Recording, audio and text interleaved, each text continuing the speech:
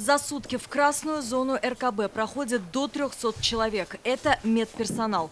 Спецодежду врачи между собой называют «зеленкой», ставшей уже привычной за 1,5 года пандемии. На самом деле тот еще квест надеть этот костюм. Если честно, мне уже дышать тяжело. Врачи за смену проводят вот в таком одеянии примерно 4-6 часов. Мы здесь пробудем где-то 2 часа.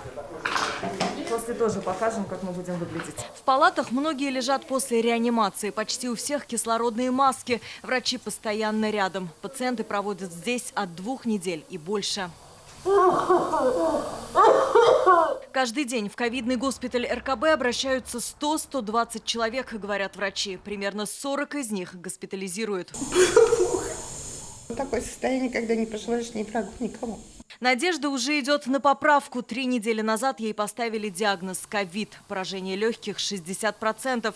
Кризис наступил не сразу, но эти пару дней были самыми тяжелыми в шаге от реанимации. Очень плохо было, то есть не хватало воздуха. Я сама по себе еще хроника, у меня астма сама по себе, справжний гипертоник. Не хватало сильно воздуха.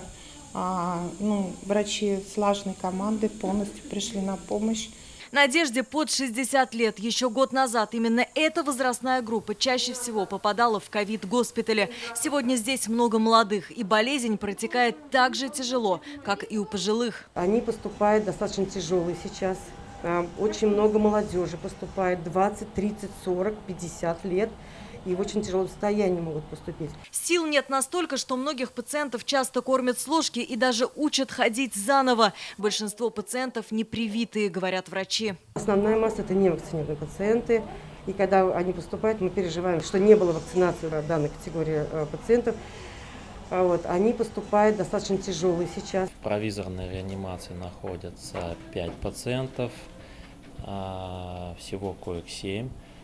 На 7-м этаже в реанимации с подтвержденной коронавирусной инфекцией у нас находится 16 пациентов. Врачи не берутся делать прогнозы об окончании пандемии. Не думают об отпуске. Их семьи уже давно привыкли к будням на передовой. Вирус сражает молодых. Болезнь протекает сложнее, а восстановление длится месяцами. Единственный способ защиты – это вакцинация, уверены врачи. Вот мы обещали вам показать результат.